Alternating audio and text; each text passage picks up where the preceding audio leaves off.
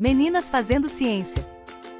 Nós somos estudantes do IFMS Campus Três Lagoas, e fazemos parte de um projeto chamado Meninas Fazendo Ciência, o qual tem como objetivo incentivar e empoderar meninas e mulheres a seguirem nas áreas STEM. Você já ouviu falar sobre a sigla STEM?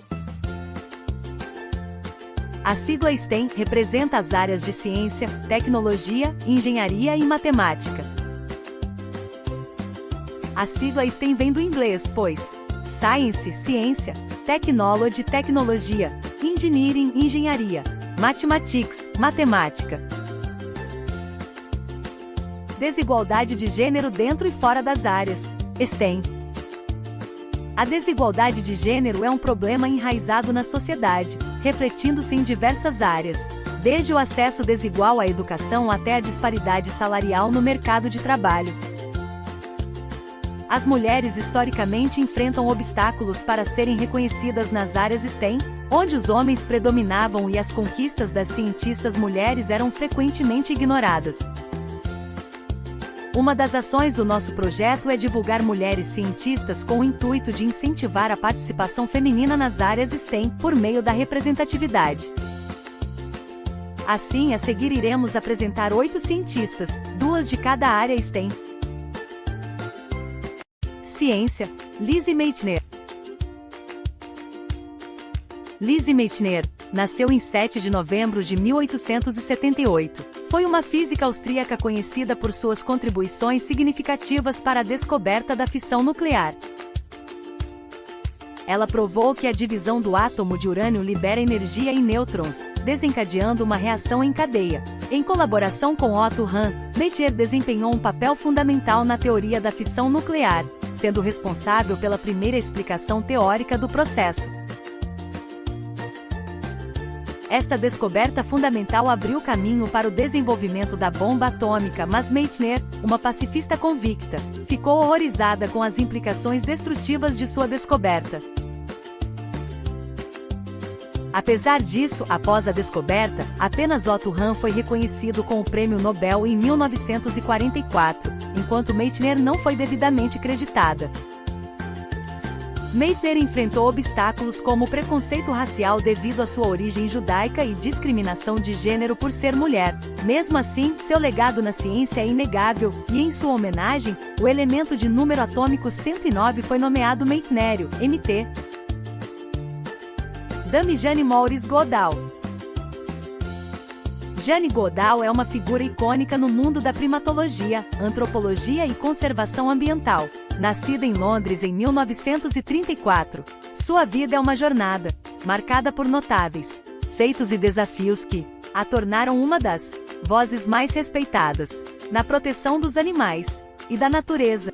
Seu caminho para a fama começou na década de 1960, quando embarcou em um estudo revolucionário sobre chimpanzés no Parque Nacional Gombe Stream, na Tanzânia.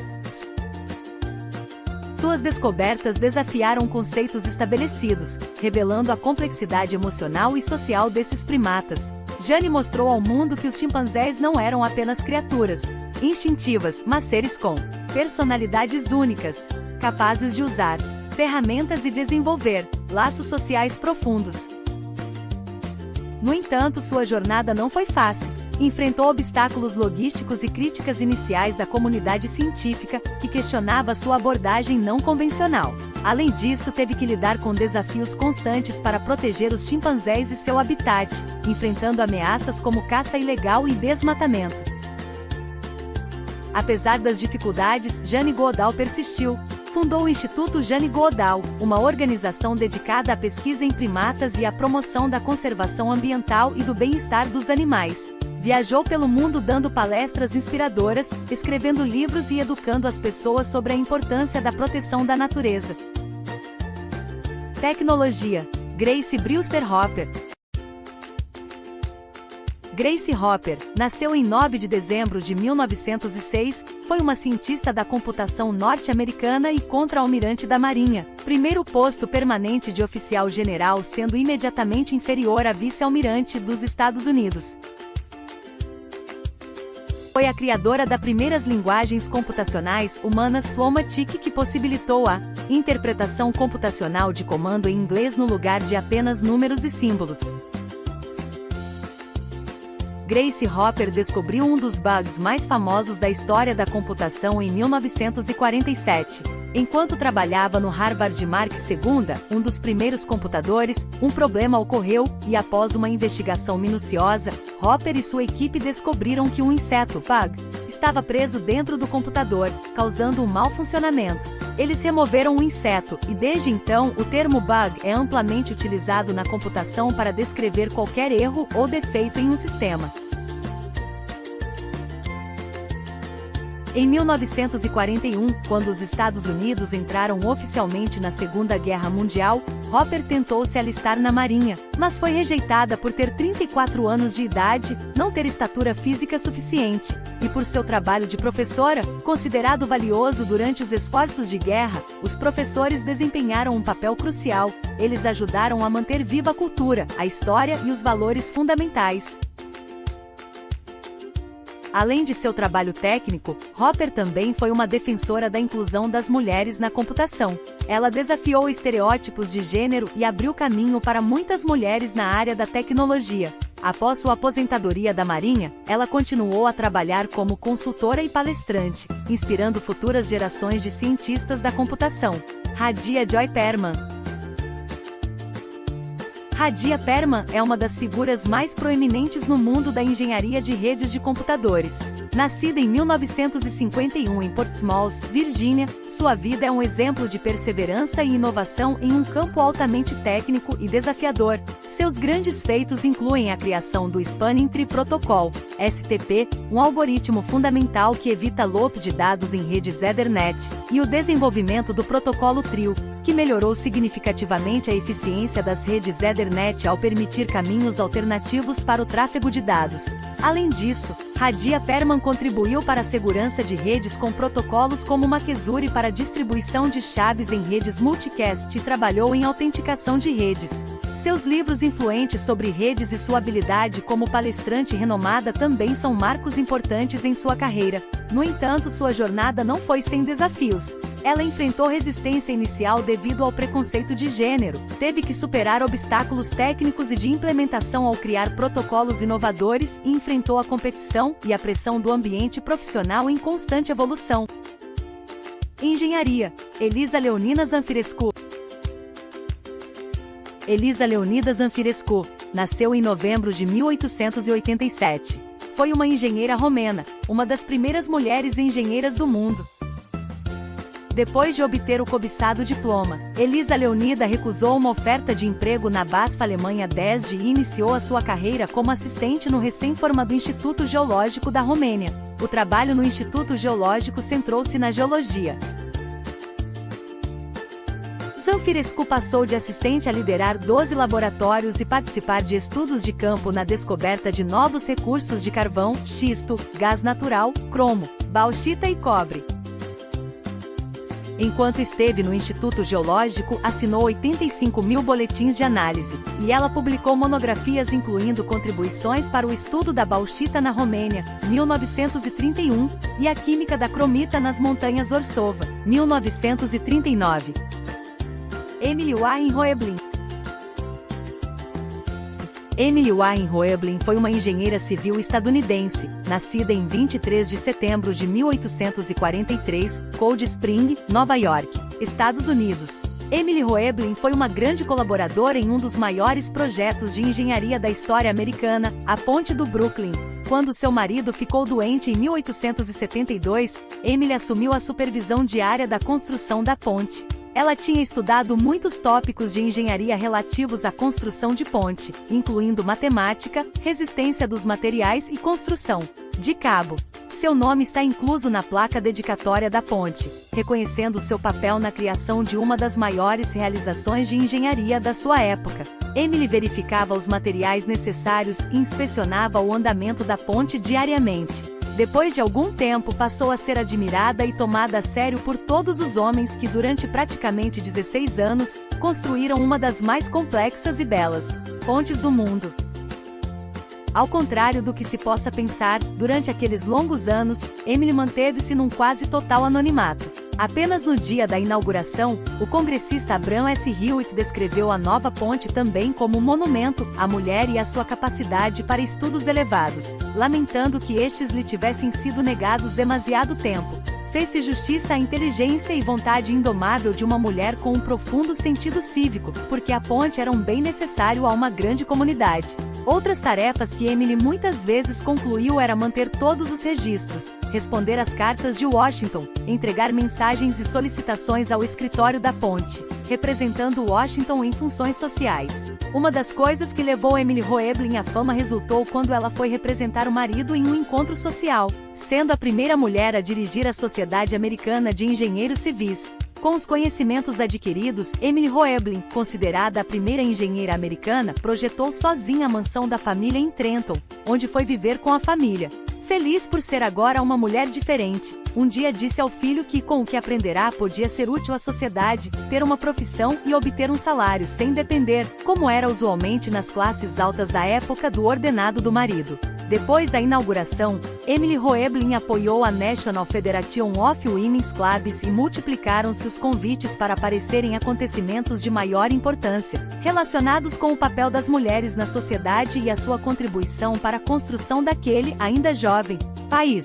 Emily participou na Exposição Mundial de Colômbia, em 1893. Não contente com o que sabia, estudou também Direito, na Universidade de Nova York, e chegou a publicar um trabalho nesta área no Albany Law Journal.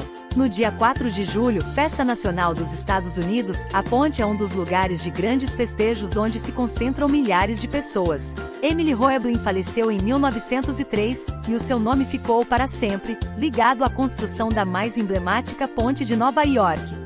Matemática. Luciana Luna Ana Lomonaco. Luciana Luna Lomonaco, nasceu em 4 de abril de 1985, é a primeira mulher a conquistar o prêmio SBM de Matemática. Luna ganhou o prêmio da Sociedade Brasileira de Matemática, SBM 2019 pelo trabalho On Quasi-Conformal, in Compatibility of Satellite Copies of the Mandelbrot Set, e publicado, em 2017, na Inventiones Mathematicae 210. Luciana Luna Lomonaco é uma pesquisadora que atua no Instituto Nacional de Matemática Pura e Aplicada, INPA, uma instituição de renome na área de matemática no Brasil. Seu trabalho concentra-se principalmente em áreas como teoria ergódica, sistemas dinâmicos e geometria diferencial. Ela tem contribuído significativamente para o avanço do conhecimento nesses campos por meio de suas pesquisas, publicações e participações em conferências acadêmicas. Durante a graduação na Universidade de Pádua, Unip, na Itália, Luna revela ter vivido dias desanimadores.